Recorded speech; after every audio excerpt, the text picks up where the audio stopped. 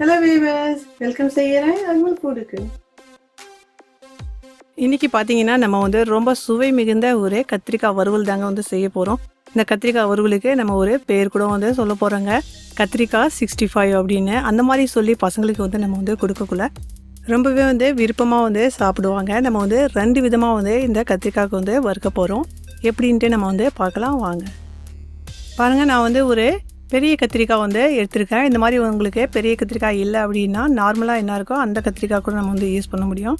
இது வந்து ரவுண்ட் ஷேப்பில் வந்து நம்ம வந்து கட் பண்ணணும். இப்போ நான் வந்து இதுக்கு மசாலா எடுத்துருக்கிறேன். 1/2 டீஸ்பூன் மஞ்சத்தூள், 3/4 டீஸ்பூன் மல்லித்தூள், 2 டீஸ்பூன் சிக்கன் 65 மசாலா. அது இல்லை அப்படின்னா நீங்கள் மட்டன் மசாலா கூட எடுக்க முடியும். 1/2 டீஸ்பூன் மிளகாத்தூள், காற்றுக்கு ஏற்ற மாதிரி போட்டுங்க. 3/4 டீஸ்பூன் மிளகுத்தூள், 3/4 டீஸ்பூன் கரம் மசாலா தூள், 3/4 டீஸ்பூன் ஜீரகத்தூள். பாருங்கள், இந்த மாதிரி வந்து நம்ம மசாலாலாம் வந்து சேர்த்து கத்திரிக்காய்க்குள்ளே போடக்குள்ளே நல்லாவே வந்து அந்த டேஸ்ட் உங்களுக்கு கிடைக்கும். இது ஒரு பவுலில் வந்து நம்ம இப்போ போட்டுக்கலாம்.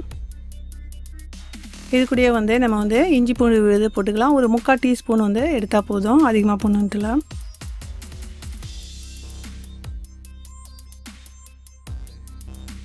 இதில் வந்து கோர்ன்ஃப்ளவர் மாவு வந்து நான் 1 டீஸ்பூன் எடுத்துருக்கேன். அதிகமாக போடக்கூடாது, அதிகமாக போட்டிங்கன்னா பஜ்ஜியாட்டம் ஆகிடும்.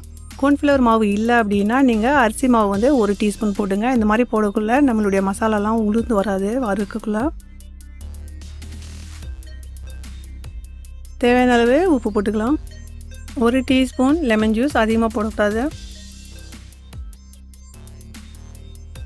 இப்போ இது எல்லாமே வந்து நம்ம வந்து மிக்ஸ் பண்ணிக்கலாம். தண்ணி வந்து அதிகமாக வந்து போட்டு மிக்ஸ் பண்ணக்கூடாது. கொஞ்சம் கொஞ்சமாக வந்து தண்ணி நம்ம வந்து இதில் வந்து சேர்த்து மிக்ஸ் பண்ணலாம். இந்த மாதிரி வந்து நம்ம கொஞ்சம் கொஞ்சமாக வந்து டீஸ்பூனில் போட்டு மிக்ஸ் பண்ணக்குள்ளே உங்களுக்கு அந்த தண்ணியினுடைய கண்ட்ரோல் உங்கள் கையில் இருக்கும். நம்ம மீன் வறுவலுக்கெல்லாம் வந்து நம்ம வந்து மிக்ஸ் பண்ணுவோம் இல்லைங்களா, மசாலாவில் தண்ணி போட்டு, அதே மாதிரி தான். பாருங்கள், நல்லாவே வந்து மிக்ஸ் பண்ணிக்கிட்டேன். மசாலா வந்து ரெடி பண்ண பிறகு தான் வந்து நம்ம வந்து கத்திரிக்காயை வந்து கட் பண்ணணும். அதுக்கு முன்னே கட் பண்ணோன்னா கத்திரிக்காய் வந்து கருப்பாயிடும். இப்போ நான் கத்திரிக்காய் கட் பண்ணிவிட்டு காமிக்கிறேன். பாருங்கள், நான் வந்து கத்திரிக்காய் எடுத்து வச்சுருந்தேன் இல்லைங்களா, இந்த மாதிரி வந்து ரவுண்ட் ஷேப்பில் வந்து கட் பண்ணிக்கிட்டேன். ரொம்பவும் மொத்தம் இல்லை, ரொம்பவும் மெல்சு இல்லை, ஒரு நடுத்தரமாக வந்து நான் வந்து வேக வைக்கிற மாதிரி வந்து கட் பண்ணிக்கிட்டேன். இந்த கத்திரிக்காயில் 2 பக்கமும் இந்த மசாலா வந்து நம்ம வந்து தடவிக்கலாம். இந்த மீனுக்கெலாம் தடவும் இல்லைங்களா, 2 பக்கமும் அதே மாதிரி தான் நல்லா மசாலா வந்து தடவிக்கலாம். இது கூடயே வந்து கொஞ்சம் வந்து நம்ம வந்து எண்ணெய் வந்து போட்டுக்கலாம். நான் ஒரு 2 டீஸ்பூன் வந்து போட்டுக்கிட்டேன். இந்த மாதிரி போடக்குள்ள அந்த மசாலா வந்து நல்லாவே வந்து பிடிக்கும். அதில் பாருங்கள், எல்லாமே வந்து நல்லா வந்து நான் 2 பக்கமும் வந்து மசாலா தடவி ரெடி பண்ணிக்கிட்டேன். பாருங்கள், இந்த மாதிரி வந்து நம்ம வந்து மசாலா தடவுனதும் நம்ம வந்து இதுக்கு வந்து ஒரு 20 நிமிஷத்துக்கு வந்து இதுக்கு நம்ம ஊற வைக்கலாம். இது மேலே மறுபடியும் கொஞ்சம் நம்ம வந்து எண்ணெய் வந்து போட்டுட்டு இந்த மாதிரி வந்து ஊற வைக்கக்குள்ள நல்லாவே வந்து அந்த மசாலாலாம் இதுக்கு உள்ளே போயிருக்கும். பாருங்கள், நம்ம வந்து ரெடி பண்ணி எடுத்துக்கிட்டோம். இப்போ 20 நிமிஷத்துக்கு அடுப்பில் பேன் வச்சுருக்கேன். நம்ம வந்து இந்த ஷெலோ ஃப்ரை பண்ணுவோம் இல்லைங்களா, அந்த மாதிரி வந்து கொஞ்சம் எக்ஸ்ட்ரா எண்ணெய் போட்டு நம்ம வந்து இதுக்கு ஃப்ரை பண்ணி எடுத்துக்கலாம். இப்போ நம்ம ஒன்று ஒன்றா வந்து போட்டுக்கலாம். பாருங்கள், 2 பக்கமும் வந்து நல்லா மசாலா வந்து தடவி இருக்குது, அதே மாதிரி தடவுங்க. இதுக்கு கொஞ்சம் நேரத்துக்கு நம்ம வந்து வேக விடலாம், ஒரு 2 நிமிஷத்துக்கு. இப்போ நம்ம வந்து இதுக்கு வந்து டேர்ன் பண்ணி விட்டுக்கலாம். இந்த மாதிரி ஒரு ஸ்பூன் வந்து இது கூட வந்து யூஸ் பண்ணலாம் டேர்ன் பண்ணுறதுக்கு. ஒரு தோசை கரண்டி இருந்துச்சுன்னா அதை யூஸ் பண்ணுங்கள். நான் வந்து ஒரு முட்டை எடுத்துருக்கிறேன்.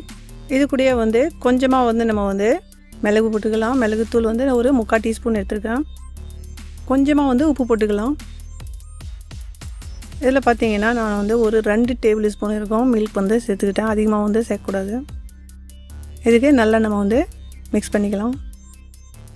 பாருங்கள், இப்போ வந்து ஒரு பக்கம் நம்ம வந்து திருப்பி விட்டோம் 2 நிமிஷத்துக்கு, இன்னொரு பக்கம் வந்து 2 நிமிஷத்துக்கு வந்து வேக விட்டுருந்தோம். இப்போ வந்து நம்ம எடுத்துடலாம். இந்த மாதிரி வந்து ஒரு தோசை கரண்டி இருந்துச்சுன்னா எடுக்கிறதுக்கு உங்களுக்கு யூஸ்ஃபுல்லாக இருக்கும். இதே மாதிரி இப்போ இது வந்து ரெடி ஆகிடுச்சு. நம்ம இந்த மாதிரி வந்து சர்வ் பண்ண முடியும், சாப்பிட முடியும்.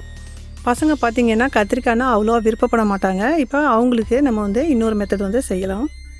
இப்போ நம்ம ரெடி பண்ணி வச்சுருந்தோம் இல்லைங்களா, இப்போ இந்த முட்டையில் வந்து நம்ம அப்படியே டிப் பண்ணி இப்போ யூஸ் பண்ண எண்ணெய்க்கே வந்து நம்ம மறுபடியும் வந்து யூஸ் பண்ணிக்கலாம். இது அதிக நேரம் வந்து நம்ம வேக வைக்கணுன்ட்டு இல்லை. இந்த இது வெந்துடுச்சு எல்லாமே வந்து. இதில் முட்டை தான் வந்து உங்களுக்கு கொஞ்ச நேரம் வந்து வேகிற மாதிரி வரும். சிம்மில் வச்சு இதுக்கு வந்து 1 நிமிஷத்துக்கு நம்ம வச்சு டேன் பண்ணி விட்டுக்கலாம்.